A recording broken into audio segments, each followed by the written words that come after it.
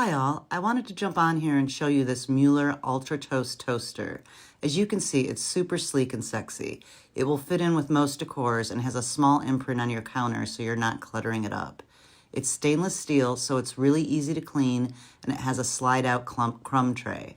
It has 6 different browning settings so that no matter how toasted you like your bagel or toast, you'll get it exactly the way you like it.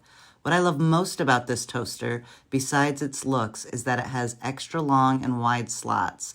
I make sourdough bread at home, and when I'm too lazy to make it myself, I buy it from the store, and it frustrated me so much that my sourdough slices wouldn't fit in a normal toaster, but it does in this one. The wide slots also make it really easy to toast bagels, which are problematic in most toasters because the slots are too thin.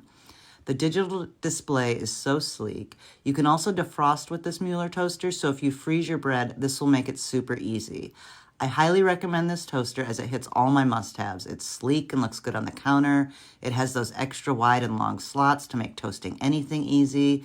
It's simple to clean, and it has those 6 settings so that everyone in the family can get their toast the way they want it. Again, I highly recommend this toaster.